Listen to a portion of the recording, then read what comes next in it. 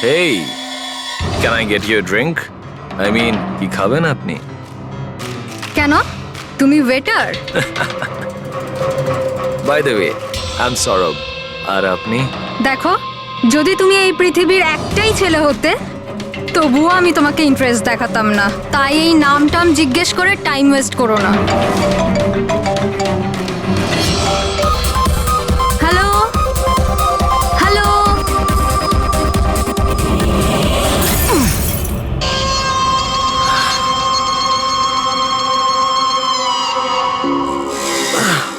Hello, hello hello, শুনতে পাচ্ছি না, জোরে বল। আরে কিচ্ছু শুনতে পাচ্ছি না। আরে এখানে নেটওয়ার্কও নেই। হ্যালো হ্যালো,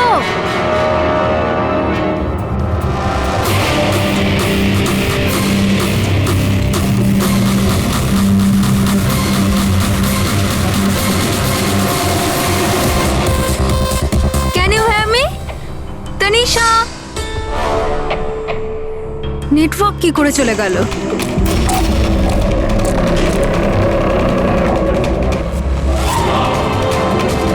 ফোন কেন লাগছে না?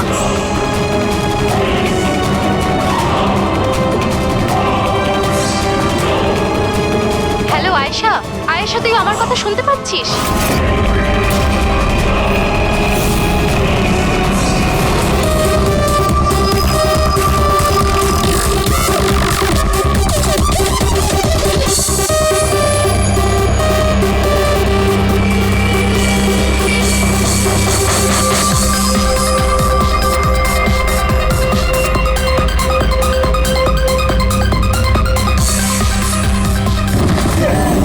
আরে কি হলো? কি আয়েশা!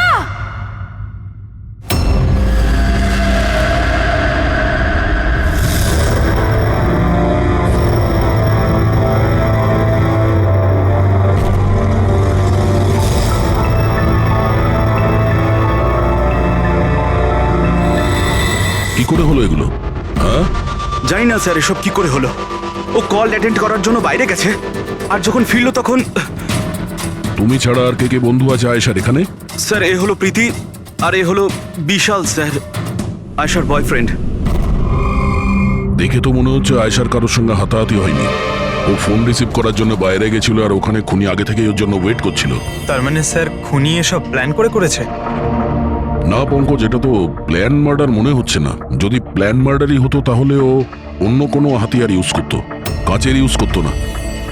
তার মানে হঠাৎ কেউ একজন হয়তো খুব রেগে যায় আয়েশার উপর আর তারপর মেরে দেয়। মনে হচ্ছে তো এরকমই ফ্রেডি। আয়েশার এখানে কারোর সঙ্গে ঝগড়া টগড়া হয়েছিল? কোনো তর্ক বিতর্ক? হ্যাঁ, এরকম চুপ করে থাকলে কিন্তু কাজ হবে না। এই যে সিসিটিভি ক্যামেরা আছে, দেখলে সবই আমরা জানতে পারবো। সরি স্যার, সিসিটিভি ক্যামেরা কাজ করছে না। হোয়াট? সিসিটিভি কাজ করছে না? এত গাফিলতি? স্যার ওই কাল শেষের গানটার কারণে ধোয়ার জন্য হয়তো কোনো টেকনিক্যাল ফল্ট দেখা গেছে। আমি তাড়াতাড়ি ঠিক করব। তুমি তো তখন ঠিক করাবে যখন তোমার ক্লাব আবার খুলবে। কেস সলভ না হওয়া পর্যন্ত তোমাদের ক্লাব বন্ধ। স্যার আমার মনে হচ্ছে এই খুন সৌরভ করেছে। বড় লোকের বিগড়ে যাওয়া ছেলে। Hey, can I get you a drink? I mean, কি খাবেন আপনি? কেন? তুমি ওয়েটার? By the way, আমি সৌরভ। আর আপনি? দেখো, যদি তুমি এই পৃথিবীর একটাই ছেলে হতে তবুও আমি তোমাকে ইন্টারেস্ট দেখাতাম না। তাই এই নামটাম জিজ্ঞেস করে টাইম ওয়েস্ট করো না।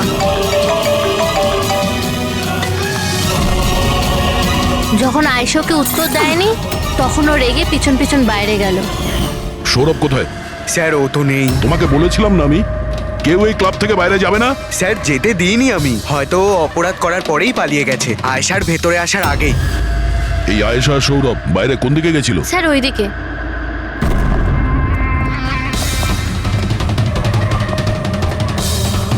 স্যার, রক্তের দাগ।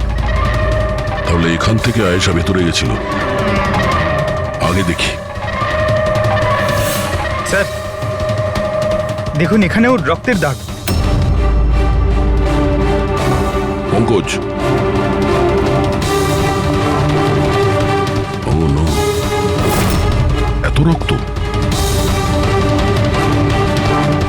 মাছের টুকরো। মনে হচ্ছে আয়েশার ওপর হামলা এখানেই হয়েছে। স্যার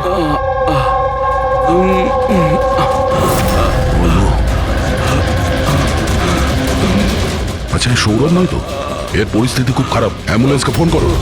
ক্লাবে এতগুলো লোকের মাঝখানে একটা মেয়ের খুন হয়ে গেল, মামসাদদের খুঁজে পাওয়া যাচ্ছে না। সিসিটিভি ক্যামেরা আছে কিন্তু কাজ করছে না। তার থেকেও বড় কথা, এখানে কেউ কিছু হতে দেখেনি। কি অদ্ভুত ব্যাপার না? আয়েশা এভাবে আমাকে ফেলে রেখে যেতে পারে না, আমাদের এখানে আসাই উচিত হয়নি। প্লিজ ডোন্ট ক্রাই, নিজেকে এভাবে দোষ দিও না। ডোন্ট ওয়ারি, সব ঠিক হয়ে যাবে। আপনার বান্ধবীর এখানে খুন হয়েছে আর আপনার এই ব্যবহার? হ্যাঁ, এতক্ষণ ধরে এখানে যা হয়েছে তাতে মনে হচ্ছে যে খুনি এখানে আয়েশাকে মারার উদ্দেশ্য তো এসেছিল না, রেডি হয়ে আসেনি। এখানেই ক্লাবে এমন কিছু হয়েছে যার জন্য ও রেগে গিয়েছিল, আর তাই ও আয়েশাকে খুন করে দিয়েছে, আর তার সাথে সৌরভের ওপরও হামলা করেছে। আমার মনে হচ্ছে যে ওই খুনি আপনাদের মধ্যে কেউ একজন। ফ্রেডি, পঙ্কজ, এখানে যত লোক আছে তাদের সবার ডিটেলস নাও। মাফ করবেন রাইমা, আমি নিজের দিক থেকে অনেক চেষ্টা করেছি, কিন্তু এখন এর থেকে বেশি সাহায্য আর করতে পারবো না। ইটস ওকে ডক্টর, আপনার যা করার ছিল আপনি সবকিছু করেছেন, আর আমরা এর বেশি আর কি করতে পারি?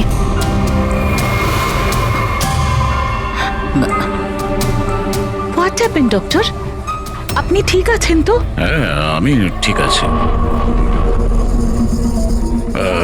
আমার একটা অস্বস্তি হচ্ছে। Excuse me. কোথায় যাচ্ছেন আপনি? আমি ওয়াশরুম থেকে আসছি। তানিশা, আয়েশার মৃত্যুর আগে তোমার সাথে ওর ফোনে কথা হয়েছিল তাই না? আচ্ছা, ওই ফোন কলের ব্যাপারে আমাদের কিছু ডিটেলে বলতে পারবে? স্যার, ডিস্কোতে খুব জোরে মিউজিক বাজছিল বলে আমি বেশি কিছু শুনতে পাইনি। হ্যাঁ, কিন্তু আমি ওকে এটা বলতে শুনেছিলাম, কি হয়েছে বলো না, কি হয়েছে? তোমার কি খুব কষ্ট হচ্ছে? ডাক্তারের কাছে নিয়ে যাব? এটা তুমি কি করছো? মানে আয়েশা এইসব কথা ওই খুনির সঙ্গে বলছিল? স্যার, এর থেকেও বেশি অবাক হওয়ার বিষয় এটাই যে আয়েশার খুনি ওকে বলছিল এখান থেকে পালিয়ে যেতে। আশ্চর্য ব্যাপার, খুনি আয়েশাকে পালিয়ে যেতে বলছিল অথচ আয়েশা খুনির চিন্তা করছিল। আচ্ছা, তুমি একটা কথা বলো তো, তুমি ওই ভয়েসটা চিনতে পারবে যার সাথে আয়েশা কথা বলছিল? না স্যার। স্যার, কিন্তু খুনি যখন আয়েশার ব্যাপারে এত চিন্তা করছে তাহলে ওকে মারলই বা কেন? সেটাই তো, খুনি ভিকটিমের চিন্তা করছিল আর ভিকটিম খুনির চিন্তা করছিল।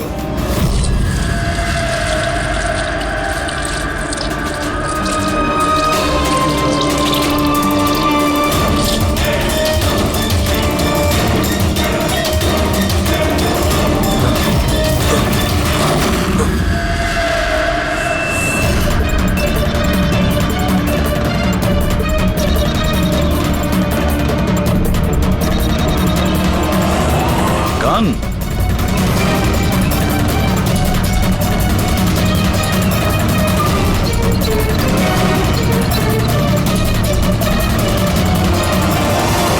স্যার, ওর যেখানে গুলি লেগেছে সেটা ছাড়া ওর শরীরে আর কোথাও আঘাতের চিহ্ন নেই। মনে হচ্ছে খুনি হঠাৎ এখানে এসে ওর উপরে গুলি চালিয়ে দিয়েছে। এরকম হতেই পারে। এই দেখো, এখানেও রক্ত। একটা কথা বুঝতে পারছি না স্যার, খুনি গানটা এখানে ফেলে রেখে গেল কেন? ও তো নিজের সঙ্গে গানটাকে নিয়েও যেতে পারত। সেটাই তো আশ্চর্য ব্যাপার যে খুনি এই গানটা এখানে এই ক্রাইম স্পটে কেন রেখে গেছে?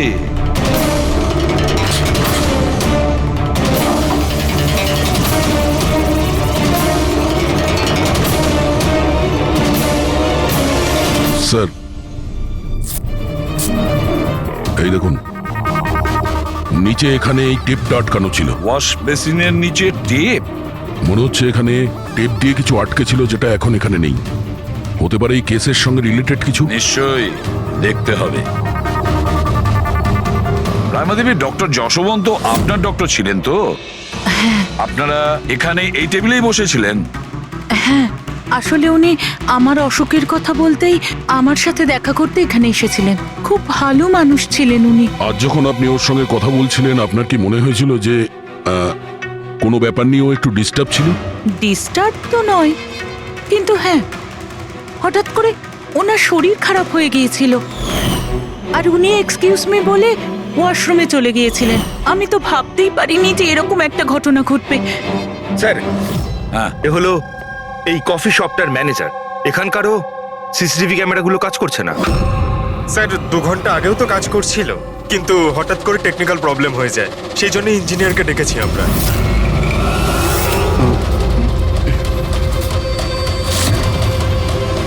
এই একটু দাঁড়াও, এখানে এসো। হ্যালো স্যার, কেমন আছেন? আমার অবস্থা ছাড়ো, নিজেরটা বলো। তোমরা দুজনে এখানে কি করছো? এমনি ঘুরতে এসেছিলাম। কফি শপে ঘুরতে এসেছিলে? কাল রাত্রে তোমার বান্ধবীর খুন হয়ে গেছে। তোমার দ্বিতীয় বন্ধুর কেঁদে কেঁদে অবস্থা খারাপ, আর তোমরা দুজনে এখানে এই কফি শপে আড্ডা মারতে এসছো? এখানেও একটা খুন হয়েছে। বিষয়টা কাকতালীয়, তাই না? সত্যি কাকতালীয়ই বটে, কারণ আমরা তো জানি না ডক্টর যশবন্ত কে। হ্যালো, ওকে বিউরোতে নিয়ে এসো। ওকে ওকে ওকে ওকে ওকে, থ্যাংক ইউ ভেরি মাচ। কি জানিস পঙ্কজ, অনেক লোক ছিল এই ডিস্কোটায় যখন আয়েশা খুন হয়, আর একজনের ফোন ট্র্যাক করে এইটা জানার জন্য যে মার্ডারের সময় আয়েশার আশেপাশে কেউ ছিল না। তো এই আমার তো চোখ ব্যথা করতে শুরু করেছে।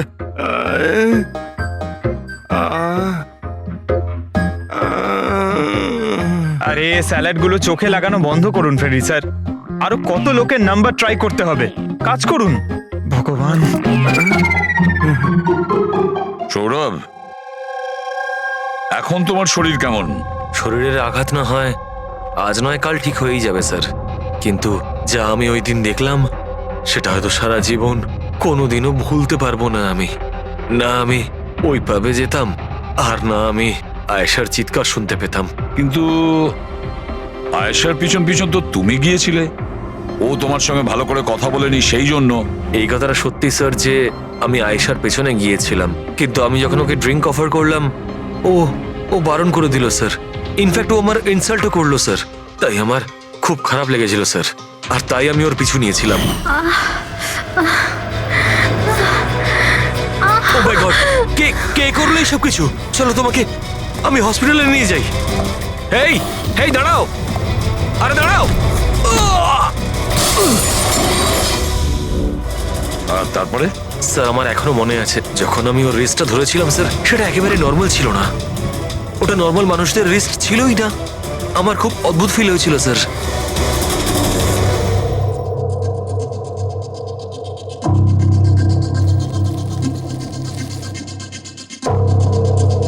তাহলে আপনি বলছেন ডক্টর সালুকে যে এই বন্দুকের ওপর কিছু চটচটে লেগে আছে? হ্যাঁ, ওই চটচটে জিনিসটা রাবারের মতো, ওই যেমন সেলোটেপে হয় না, ওই রকম।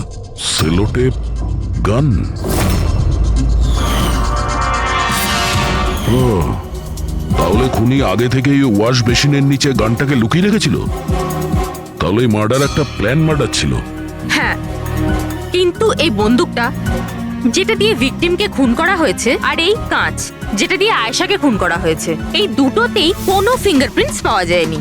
কিন্তু ভাই, এই কাঁচটার টুকরোর ওপর একটা বিশেষ ধরনের কেমিক্যাল লেগে আছে, যেমন ধরো প্লাস্টিক কেমিক্যাল। এখন কেন লাগানো ছিল, কি লাগানো ছিল সেটা জানতে হবে, কিন্তু এই দুটো কেমিক্যালই এই বন্দুকটাতেও লেগে আছে, দুটোতেই। ডক্টর সালুকে, আপনি তো বলছিলেন এই গানের মধ্যে ওই সেলোটেপের গাম লেগেছিল। সেটা তো ছিলই, তাছাড়া কেমিক্যালও আছে। ওটা ছাড়া এই কেমিক্যালও আছে? তার মানে এই দুটো মার্ডার, এদের দুটোর মধ্যে কোনো কানেকশন আছে? আর জুবিন আর প্রীতির ওই ক্রাইম সিনে থাকা কোনো কাকতালীয় ছিল না? একদম, তুমি একদম ঠিক বলছো দা। তোমার কথা আরো একটা জিনিস প্রমাণ করছে, এই দুটো লাশের উপরই আমি তেলের মতো ফেরোমন পেয়েছি। ফেরোমনস মানে ওই কেমিক্যাল যার থেকে গন্ধ আসে? হ্যাঁ, এই দুটো ভিকটিমেরই এদের দুজনের লাশের মধ্যে একই রকম গন্ধ। একটা ব্যাপার পরিষ্কার, হয়তো দুজনে একই রকম পারফিউম লাগাতো, বা দুজনের খুন একজনই করেছে। জেনারেলি একজন মহিলা লেডিস পারফিউম লাগায়, আর একজন পুরুষ জেন্টস পারফিউম। কিন্তু এই দুজনেই একই রকমের পারফিউম লাগিয়েছে, চান্সটা একটু কম। তার মানে এই দুজনের খুনি একজনই। আয়েশার মৃত্যুর ব্যাপারে দুটো কথা জানা গেছে। এক, ওর বন্ধু তানিশা বলেছে, আর দ্বিতীয়টা সৌরভ বলেছে। তানিশার কথা অনুযায়ী যে খুনি আয়েশাকে ওই পাপ থেকে পালিয়ে যেতে বলেছিল। পৃথিবীতে এমন কোন খুনি আছে সে যাকে খুন করতে গেছে তাকেই সে বলছে যে তুমি এখান থেকে পালিয়ে যাও? তাহলে খুন করতে গিয়েছিল কেন? না না না না না না, গোলমাল আছে, নিশ্চয়ই কোনো গোলমাল আছে। আর স্যার ওই দ্বিতীয় কথা কোনটা? আর একটা কথা সৌরভ বলেছে। সৌরভ বলেছে যে খুনির কবজি কেমন যেন অদ্ভুত ছিল, সাধারণ মানুষের মতন ছিল না ওর কবজি। হয়তো কবজিতে রিস্ট ওয়াচ কিংবা ব্রেসলেট ছিল। ফেডরিক, বুদ্ধিটাকে একটু কাজে লাগাও, বুঝেছো? স্যার, হ্যাঁ? স্যার দুটো ক্রাইম সিনেই একটা নম্বর কমন। সেটা কার? আয়েশার বয়ফ্রেন্ড বিশালের স্যার। বিশাল? বিশাল? এই বিশালকে তো কফি শপে দেখাই যায়নি, তাহলে কফি শপে গেল কখন? রায়মা দেবী, আপনি আর এখানে? স্যার এটা আমারই বাড়ি, কিন্তু আপনারা এখানে ওনাকে কি খুন করেছে সেটা জানতে পেরেছেন? রাইমা, এরা কারা? CID officers. আপনারা প্লিজ ভেতরে আসুন, প্লিজ কাম। সিআইডি? আর স্যার ইনি আমার হাজবেন্ড, আর এ আমার ছোট ছেলে সন্দীপ। আর বড় ছেলে বিশাল, সে কোথায়? কিন্তু কি হয়েছে স্যার? দেখুন, আসলে ব্যাপারটা হলো ডক্টর যশবন্ত আর আয়েশার খুনে আমাদের মনে হয় হয়তো বিশালের কোনো হাত আছে। এ আপনি কি বলছেন? অভিযোগ প্রমাণিত হয়নি, কাউকে গ্রেপ্তার করতে পারেননি, তো যে কোনো কাউকে ফাঁসিয়ে দেবেন? দেখুন, সিআইডির কাজই হচ্ছে অপরাধী পর্যন্ত পৌঁছানো, নাকি কোনো নিরপরাধীকে ধরে এই কেসটা বন্ধ করে দেওয়া। আপনি দয়া করে একটু বিশালকে ডাকবেন। দাদা খুন করতেই পারে না, আপনারা দয়া করে ওকে ধরে নিয়ে যাবেন না। সন্দীপ, আমরা কিন্তু তোমার দাদাকে এখানে ধরতে আসিনি, আর আমরা এটাও বলিনি যে তোমার দাদা কিছু করেছে। আমরা তো তোমার দাদাকে কিছু প্রশ্ন করব, ব্যাস। আপনারা আমাকে সন্দেহ করছেন? এক মিনিট বিশাল, তুমি ভেতরে যাও, আমি এই সিআইডির লোকেদের তোমায় বিরক্ত করতে দেবো না। দেখুন, সিআইডির কাজে বাধা দেওয়াও কিন্তু একটা অপরাধ, তাই প্লিজ আমাদের নিজেদের কাজ করতে দিন। বিশাল,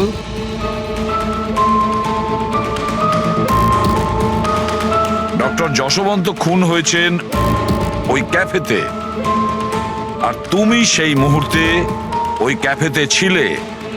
কেন, কিসের জন্য গিয়েছিলে ওখানে তুমি? স্যার, আমি তো ওখানে জুবাইনার প্রীতির সাথে দেখা করতে গেছিলাম। আমি জানতাম না যে আঙ্কেল ওখানে হঠাৎ মায়ের সাথে দেখা করতে আসবেন। আয়েশার সাথে তোমার ঝগড়া চলছিল না? আমি ভীষণ কষ্ট পেয়েছি স্যার ও মারা যাওয়ার পর। আমি জানি না ওকে ছাড়া আমার বাকি জীবন কিভাবে কাটাবো। আমি কিছুদিন একা থাকতে চাই। ঠিক আছে, তুমি গিয়ে রেস্ট নাও। এরপরে কিন্তু দেরি করা যাবে না। আরে, আপনারা আবার এখানেও? মাঝে মাঝে নিজের বাড়িতে যান নাকি? সবসময় বিশালের আশেপাশে ঘোরাফেরা করছেন? না স্যার, এমন কোনো কথা নয়। অ্যাকচুয়ালি ও খুব হতাশ হয়ে থাকে, ভাবলাম ওর সাথে থাকলে ভালো হয়। খুব গভীর বন্ধুত্ব, হ্যাঁ? জুবিন, প্রীতি, বিশাল, কড়া নজর রাখতে হবে এই তিনজনের ওপর।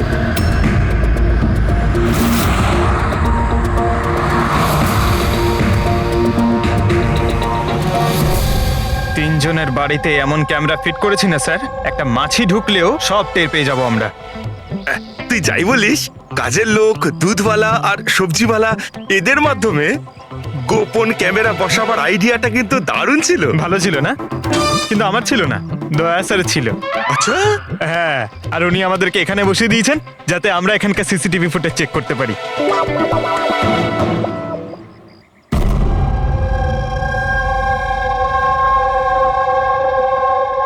আরে বস, বস একটা বড় সূত্র হাতে এসেছে যেটা এই কেসটার সলভ করতে সাহায্য করবে। সেটা কখন বলবে? আরে বলছি তো। আরে তাহলে বলো তাড়াতাড়ি। আরে ভাই, নিঃশ্বাস তো নিতে দাও। তোমার মনে আছে ওই যে ভাঙা কাঁচের টুকরোটায় আমি প্লাস্টিক কেমিক্যাল পেয়েছিলাম? হ্যাঁ ডক্টর সালুকে, কি ওই কেমিক্যালটা? ওটা হচ্ছে গ্রাফিন, যেটা নকল চামড়া, আর্টিফিশিয়াল স্কিন বানানোর কাজে লাগে। আর্টিফিশিয়াল স্কিন, অস্থেটিক স্কিন, অস্থেটিক স্কিন, অস্থেটিক। দয়া, মনে আছে সৌরভ কি বলেছিল? যে খুনির হাতের ওপর ও অদ্ভুত কিছু দেখেছিল। Aesthetic skin, aesthetic arm.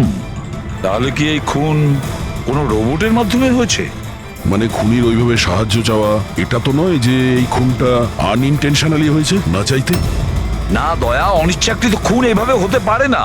আর রইল কথা রোবোটিক আর্মের। এই রোবোটিক আর্ম তো কারোর কথা মতোই চলতে পারে, তাই না? আচ্ছা সালুকে, এমন কোন লোক আছে যে এই রোবোটিক আর্ম বলো, অস্থেটিক আর্ম বলো বা রোবোটিক আর্ম বলো, এই সব কিছুর ব্যাপারে খুব ভালো রকম দখল আছে? হ্যাঁ আছে তো, ডক্টর জাসমিন। তাহলে দেখা করা যাক ওই ডক্টরের সঙ্গে।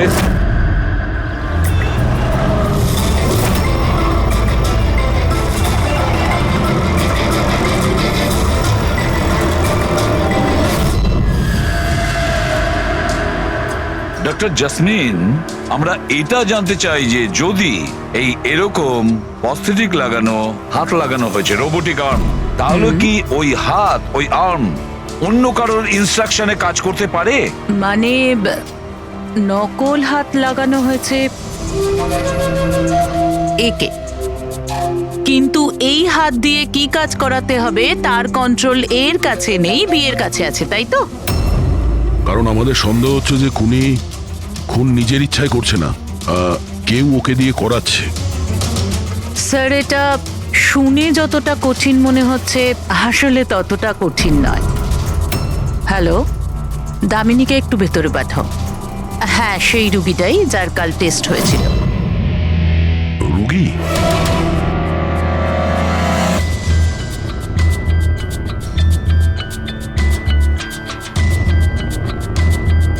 স্যার, দামিনীর ডান হাতটা ফ্যাক্টরিতে কাজ করার সময় মেশিনে কাটা পড়েছিল। হ্যাঁ স্যার, মেশিনে আমার হাত ঢুকে গিয়েছিল। তাই জন্য ওকে নকল হাত লাগিয়েছি, যার কন্ট্রোল মানুষের ব্রেনের দ্বারা হয়। একটা নকল হাত মানুষের মাথা দিয়ে কাজ করছে কি করে? স্যার, সায়েন্স খুব উন্নতি করেছে। আসলে এই ধরনের নকল হাত সায়েন্সের একটা খুব বড় আবিষ্কার।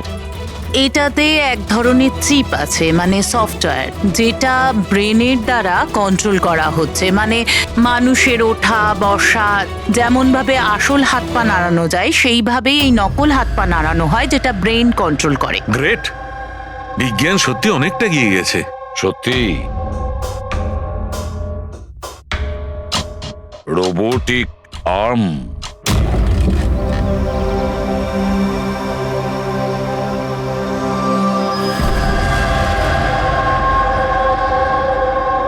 বাই। ওরা ওখানে হাত করছে আর আমরা এখানে গাড়িতে বসে আছি।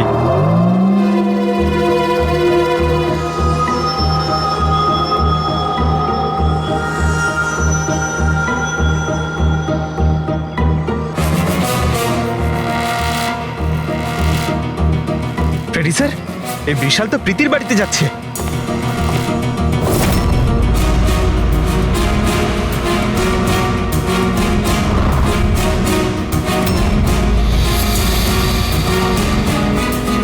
বিশাল, তুমি টেনশন করো না, কেউ কিচ্ছু জানতে পারবে না।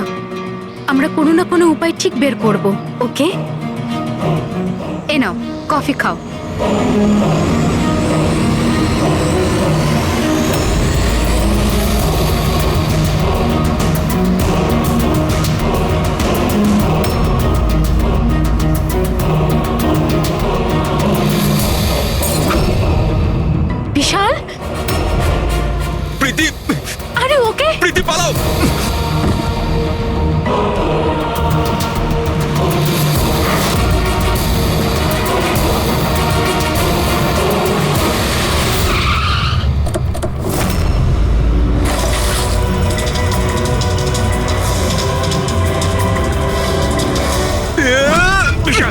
না বিশাল ছাড়ো।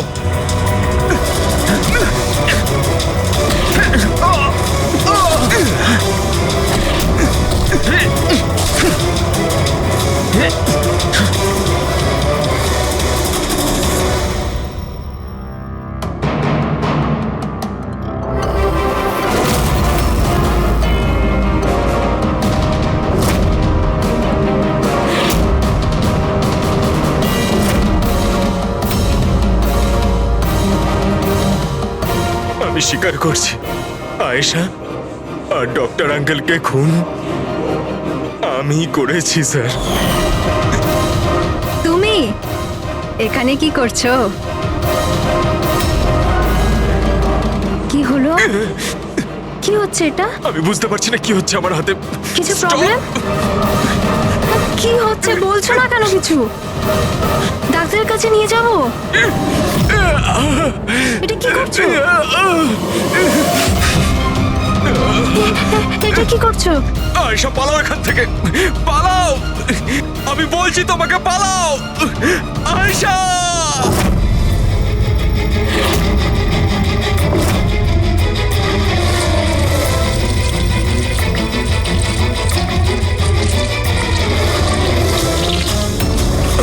ডক্টর পালিয়ে যাও এখান থেকে। কি করছো এগুলো?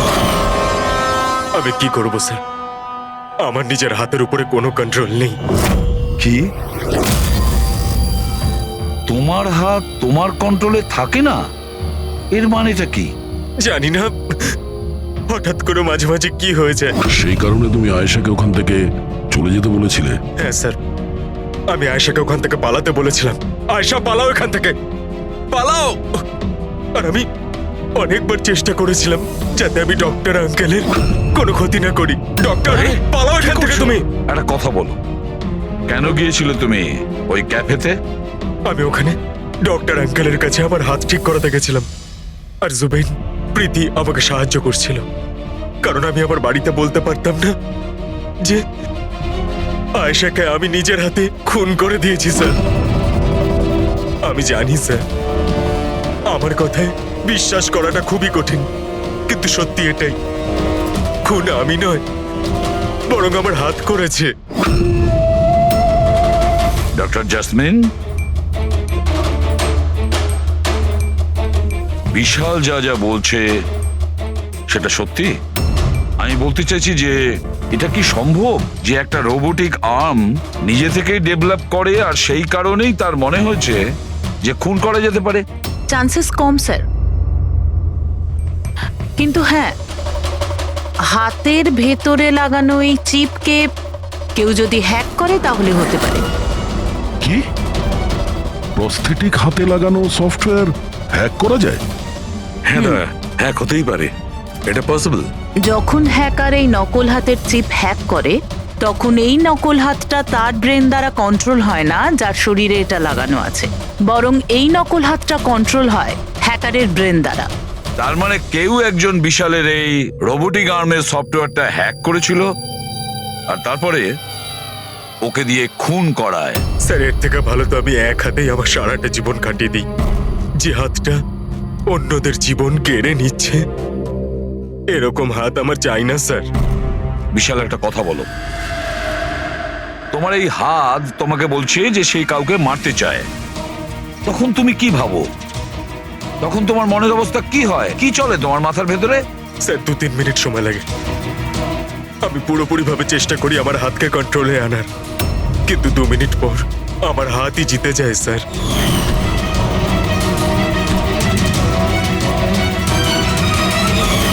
চিন্তা করো না, এবার আমরা তোমার এই রোবোটিক আর্মের ভেতরে একটা ট্রান্সমিটার ফিট করব, আর যার থেকে আমরা জানতে পারবো যে ও কাউকে মারতে চায় বা হয়তো কারোর থেকে ইনফরমেশন পাচ্ছে যে তুমি গিয়ে খুন করো, সেটাও আমরা জানতে পারবো। আচ্ছা বিশাল, একটা কথা বলো, তোমার আসল হাত হারালে কি করে? স্যার, আমি গত বছর ঘুরতে যাচ্ছিলাম, সেখানে একটা রোড অ্যাক্সিডেন্ট হয়। ব্যাস। জীবনে আমাদের অনেকবার পরীক্ষা দিতে হয়। স্যার, আমার পরীক্ষা তো শেষ হওয়ার নামই নিচ্ছে না। যখন নকল হাত নিয়ে সারাটা জীবন কাটাবো ভেবে নিলাম, তখন এই হাতটাই আমার জীবন শেষ করে দিচ্ছে স্যার। বিশাল, আমরা তোমাকে কথা দিচ্ছি, না তো তোমার একটা হাত দিয়ে জীবন কাটাতে হবে, আর না তো ওই আসল অপরাধী স্বাধীনভাবে ঘুরতে পারবে।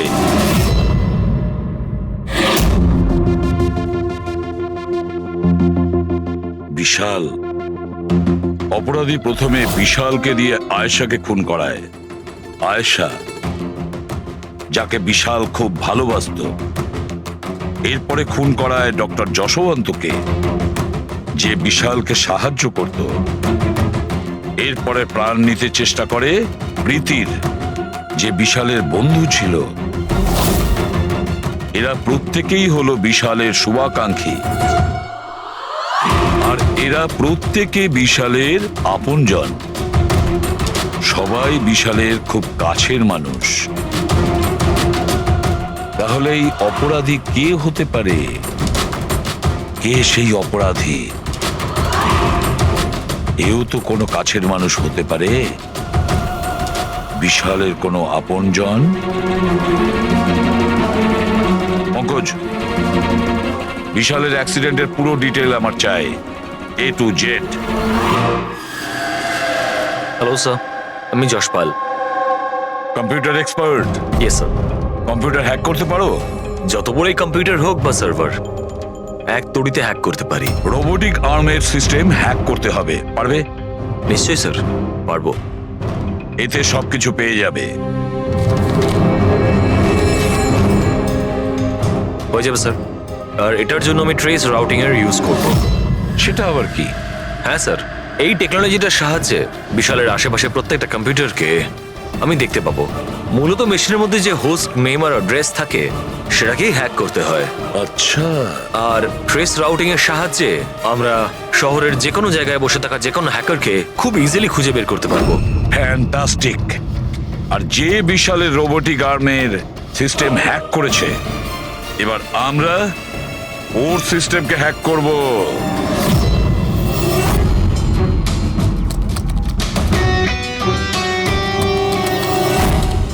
এই দেখুন স্যার, এই সময় বিশালের আশেপাশে এই সব কটা কম্পিউটার অ্যাক্টিভ রয়েছে, আর এর মধ্যে হয়তো কোনো একটাই ওই হ্যাকারের। শুধু একবার জানতে পেরে যাই ওই কম্পিউটারটা কোনটা, তাহলেই কাজটা সহজ হয়ে যাবে। যশপাল, তাড়াতাড়ি করো, আমাদের হাতে সময় কম। বিশাল আজকে আমাকে বাড়িতে কেন ডাকলো? আঙ্কেল আন্টিও নেই, জানি না কি ব্যাপার।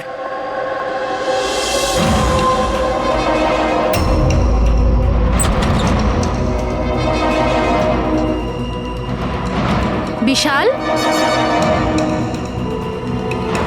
বিশাল। প্রীতি, তুমি জানো যে আমি তোমাকে মারার চেষ্টা করেছি, তবুও তুমি আমার কাছেই এলে। বিশাল, তুমি তোমাকে ফোন করে এখানে ডাকলে? আমি? হ্যাঁ। আমি কখন ডেকেছি? তুমি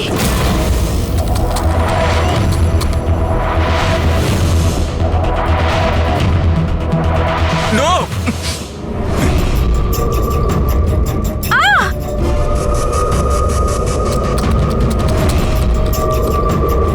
পালাও প্রীতি! বিশাল, প্লিজ বিশাল, পালাও এখান থেকে! Vishal please, Vishal, Vishal please.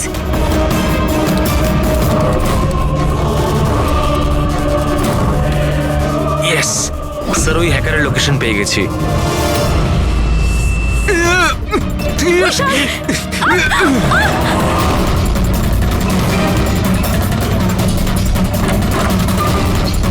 Sir, আপনি এখানে কি করছেন? বিশাল প্লিজ!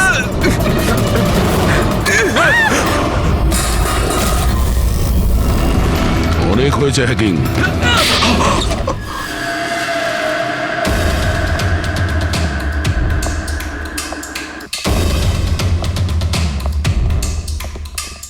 আবার এসে গেলেন আপনারা। এবার এটা যেন বলবেন না যে ওকে আপনারা ধরতে এসেছেন। আগে না, আমরা বিশালকে ধরতে আসিনি, খুনিকে ধরতে এসেছি, যে এই মুহূর্তে এখানে উপস্থিত। খুনি এখানে? কি বলছেন আপনি?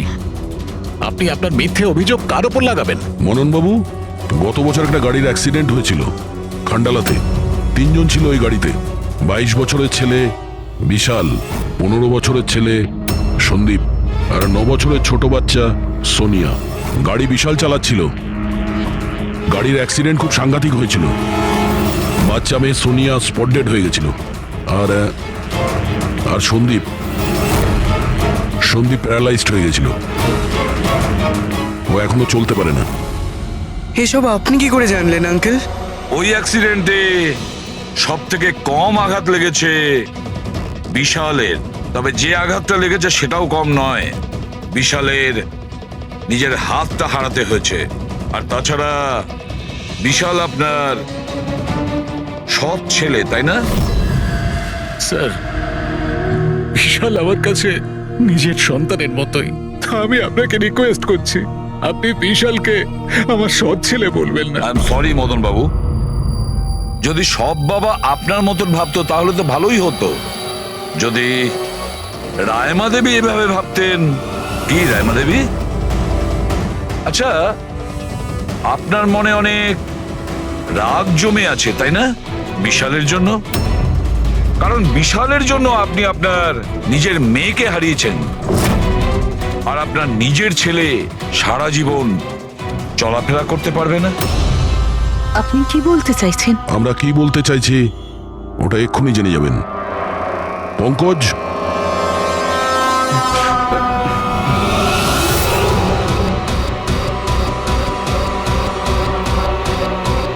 সরি আন্টি, কিন্তু আমি ওদের সবকিছু বলে দিয়েছি যে আপনার বলার জন্যই আমি এসব করেছি। আমি ওই সফটওয়্যারগুলোকে হ্যাক করেছিলাম, আর আমি সব জায়গার সিসিটিভিগুলোকে হ্যাক করে বন্ধ করে দিয়েছিলাম।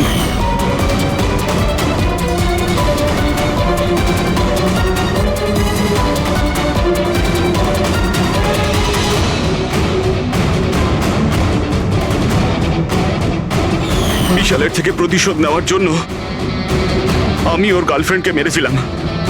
তারপরে ওই ডক্টরকে, যে বিশালকে হেল্প করত, তারপর প্রীতির উপরে আক্রমণ। এসব করার জন্য আন্টি আমাকে অনেকগুলো টাকা দিয়েছিলেন। তুমি যে এতটা নিচে নেমে যাবে আমি ভাবতেও পারিনি। ঠিক আছে, সত্যিটা যখন আপনাদের সামনে এসেই গেছে, তখন আমি আপনাদের সবাইকে এটাও বলছি যে আমি তোমাকে মারার পর ওকেও মারতে চেয়েছিলাম। কারণ যেভাবে আমার আপনজনেরা কষ্ট পেয়েছে, আমিও চেয়েছিলাম বিশাল সেই কষ্টই পাক, ততটা যন্ত্রণা ওরও হোক। ওটা অ্যাক্সিডেন্ট ছিল, একটা ভুল। ভুল? তোমার একটা ভুলের জন্য আমার সারা জীবন অন্ধকার হয়ে গেছে। তুমি রাশ ড্রাইভিং করেছিলে, আর শাস্তি কারা পেল? আমি আর আমার সন্তানেরা। মা, আমি তোমাকে শুধু নিজের মা না, ভগবান ভেবেছিলাম। যদি আমাকে শাস্তি দিই তুমি শান্তি পেতে, তাহলে আমাকে অন্তত একবার বলতে পারতে। হাসি মুখে আমি জীবন দিয়ে দিতাম। আমি তোমার জীবনটা চাইনি, আমি তো তোমাকে বাঁচিয়ে রেখে কষ্ট দিতে চেয়েছিলাম। আর আপনারা সবাই আমাকে দোষ দিতে পারেন না, কারণ আমি যা করেছি সেটা আমার মায়ের মমতার জন্য করেছি। রায়মা দেবী, মা শব্দের অর্থ আপনি জানেন না, সেজন্যই আপনি এত বড় অপরাধ করেছেন।